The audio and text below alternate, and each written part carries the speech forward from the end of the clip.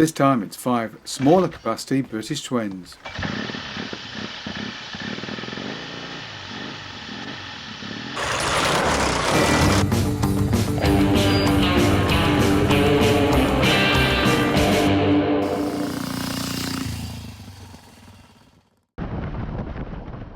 When you think about classic era British parallel twins, usually thinking 500cc and upwards of course, but there were smaller capacities of 350 and below, and these are great bikes with a character all of their own. So this time let's have a look at 5 smaller capacity classic British parallel twins.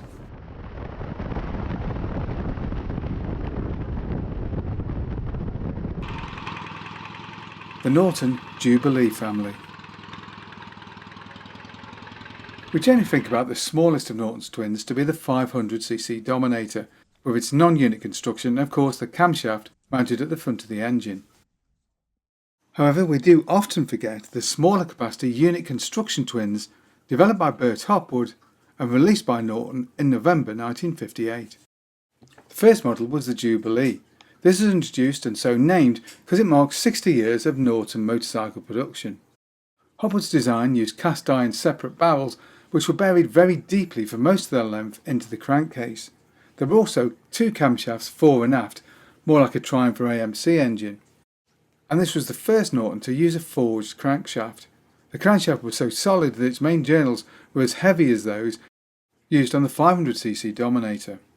Unfortunately, by this point Norton was under the ownership of AMC, who did what they could to cut the production costs down of the motorcycle. One of the main things that they did was of course install their all-new engine into an AMC lightweight frame, as seen on Francis Barnett or James Two-Strokes. On the plus side, the bike's all-in weight was kept commendably low, and the handling was surprisingly good given its lightweight origins. But there were problems. The heavy Valance mudguards on the first model was not popular and did affect sales negatively. Worse still, there were electrical problems and some mechanical problems, especially on earlier models. And this was really not helped by the fact the engine had to be spun pretty quickly to make any real power. It only made 17 horsepower and this was at quite high RPM. It didn't generate very good torque. But this was at least a Norton that could be ridden on a new learner licence. And while it may not have been the best 250 on the market, it was probably the best sounding. 1960 would see a number of changes. There was a cheaper version with much of that bulky bodywork removed. But more importantly, there was now the larger 350 Navigator. This was based on the same motor of course, but there were a number of internal changes. For one thing, the rather over-square bore and stroke of the Jubilee, 60 by 44, was now changed to a 63 by 56, meaning the engine at least did develop better torque than the earlier model. And unlike the Jubilee, the cast iron barrels were cast in one block rather than as 2 separate items. And there's no doubt that the Navigator offered a much better all-round package than its smaller sibling. However, the following year, 1961, would see a major downturn in the British motorcycle market as people moved on to cheaper cars.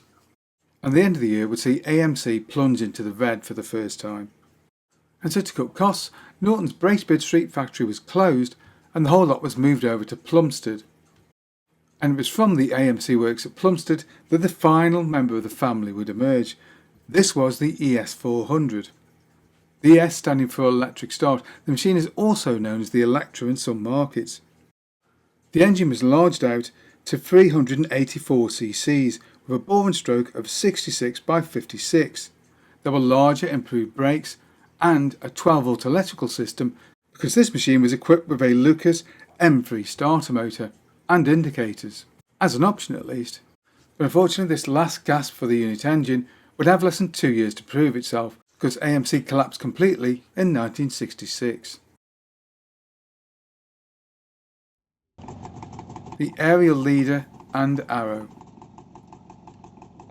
With its all-enclosed bodywork, weather protection and optional indicators and luggage, the Aerial Leader was very much a touring machine. The design, Val Page's final one, used a pressed steel frame of course and had a dummy fuel tank, with the real fuel tank being hidden inside the frame. The engine was an all-new parallel twin air-cooled 2-stroke with piston-ported induction and a bore and stroke of 54 by 54. In initial form it made 17 horsepower, enough to see the leader to over 70 miles an hour despite the big fairing, and the ability to cruise at 60 with reasonable comfort. To extend the range, in 1959 Bernard Knight removed all the bodywork to create the Arrow, and while the engine performance in the initial Arrow was the same as the standard Leader, it was some 50 pounds lighter, so acceleration was noticeably quicker. 1962 would see the introduction of the Arrow Sport. This had improvements to the engine, taking it up to 20 horsepower, and of course had that distinctive gold paint job, which is why the bike is often called the Golden Arrow. And indeed the Sports Arrow did offer a handy improvement in performance over the earlier models. Its 20 horsepower meant that it could push itself along at a maximum, as tested, of around 81 miles an hour. Whilst braking and suspension were good, it was the performance of that stiff pressed steel chassis that people really noticed. This was possibly the best handling British 250 of the era. And speaking from experience, the bike does feel surprisingly modern on the road. The bike was capable of cruising comfortably at 60 miles an hour, and boasted a standing quarter mile time of 17.6 seconds, which is not bad for a learner machine of the era. And on test, it even managed 70 to the gallon, pretty good for a 252 stroke. But unfortunately the bike was released in an era when motorcycle sales in general were plummeting, and there's no doubt that the outlandish styling of the bikes did put some people off. But that's not to say they were complete commercial flops. In fact, Ariel would sell over 25,000 of the Leader models alone. But in the shrinking motorcycle market of the early 60s, BSA, the parent company, wanted to concentrate on production of its own single-cylinder 4-stroke motors. And so production of the Ariel 2-stroke ceased in 1965. Whether it would have been better for BSA to continue development of the 2-stroke in preference to its 4-stroke singles is of course a matter of some debate. But there's no doubt that this was a concept and motor that never realised its full potential.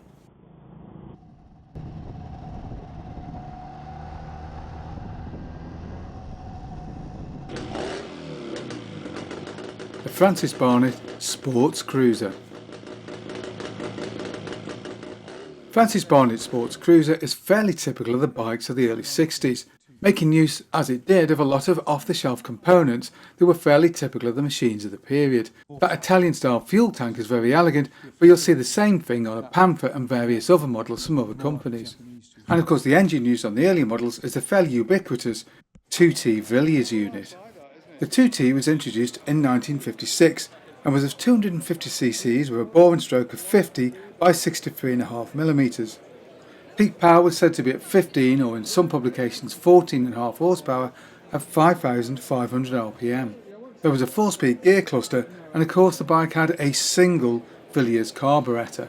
And while much maligned for its performance, the 2T is very different from modern 2-strokes, being very smooth, virtually vibration free and extremely torquey.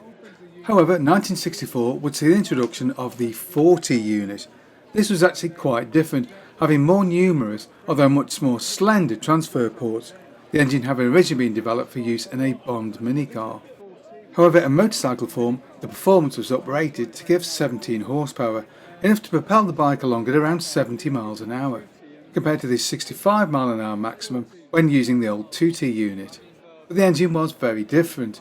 It needed a lot more revs to get going and was more buzzy than the earlier 2T, and indeed delivers its power in a way that is much more familiar to users of 2-stroke Japanese motors. The 4T was of 249cc and ran the same bore and stroke dimensions as the earlier 2T, but there was a larger S25 carburettor. And these later machines are very fine, but unfortunately production ended in '66 with the collapse of AMC. The Triumph Tiger 90. Many of you will be familiar with the rather sad tale of Triumph's last 350 parallel twin, Edward Turner's double overhead cam Bandit, a machine whose failure to reach production is very much symbolic of the dark days of the BSA Triumph collapse. This of course was not Triumph's first unit construction 350 parallel twin. The first of course being the touring model 3TA, introduced in 1957 to replace the earlier non-unit construction 3T. And the 3TA was definitely a tourist model. Also known as the 21, it came with just 17.5 horsepower and had what can best be described as a fairly skimpy frame. And of course it didn't take Triumph long to realise the performance potential of the small engine, and in 1962, in preparation for the '63 model year, the Tiger 90 took its bow. Now the Tiger 90 name had originally been used on a 500cc single-cylinder sports machine of the late 1930s, with the 90 part of the name indicating of course the machine's potential top speed, and indeed, as tested, the machine managed a top speed of 88 miles an hour in the mid-60s. Of course the bike used an air-cooled 4-stroke vertical twin engine with overhead valve layout. Capacity was 349 cc's with a bore and stroke of 58.3 by 65.5. Compression on the Tiger 90 was by the standards of the time a fairly lofty 9:1, with the machine producing a claimed 27 horsepower at 7,500 rpm. There was a single carburettor, and the bike had 7-inch single leading shoes front and rear. It was also very light at just 336 pounds, or 152.8 kilos. The seat height was also commendably low at 762mm, making the machine very approachable for shorter riders, which is why Deb purchased one in the early 90s after passing a bike test. And as Deb demonstrated, the bike is very easy to start. It's also very smooth, running at speeds below 55 or 60 miles an hour. However, running above that, the bike can be surprisingly harsh. This is an engine that needs to rev to get moving after all. The machine was developed steadily throughout the 60s, with some improvements to the brakes and a brace to improve the chassis so that you didn't use the tank as a stress member anymore. And of course the unloved bodywork was gradually reduced and finally phased out at the end of the 60s, by which point the Tiger 90 was somewhat long in the tooth, and the bike was phased out in 1968, with the intention of course of replacing it with the new overhead cam models, although of course we all know how that went. The Greaves Sports Twin. Greaves' main business was the construction of Invercars, but the managers, Bert Greaves and Derry Preston Cobb, his cousin, were keen to develop the business into motorcycle construction, Bert Greaves being a very keen off-road motorcyclist. And so not surprisingly the company's early efforts were focused around the development of trials and scrambles bikes, which naturally made excellent use of the Villiers 2-stroke power units. And such was the reputation of the machines that they decided to add Villiers powered road-going machines to the range too, somehow finding space in their very small workshop to produce both on and off-road machines at the same time. The Sports Twin arrived in 1959 and made use of Villiers' aluminium casting main spar frame, which was both very light and very rigid at the same time, giving the bikes excellent steering. The engine used was the standard 2T 250cc 15 horsepower engine with a bore and stroke of 50 by 63.5. This was a fairly ubiquitous engine used in a number of machines such as the Panther that you can see here, as well as of course the Francis Barnett mentioned earlier. The Greaves chassis was however rather more classy, with its leading link forks and its brake drums with optional aluminium cooling fins. And for those in the mid-60s not on a learner licence, the bike was also available with the larger 3T 324cc engine. And whilst not much more powerful than the 2T, the increased stroke length to 57mm gave the bike an extra dollop of mid-range torque. Very late bikes would make use of the more sporty 4T engine, but by that point the bike was being phased out in favour of the more modern Essex. What other bikes or collections of bikes would you like to see us cover in a future video? Perhaps you've got a bike we can use for a test ride. Either way, get in touch below. Hope you enjoyed that video. If you did, don't forget to like and subscribe, and of course, thank you very much for watching.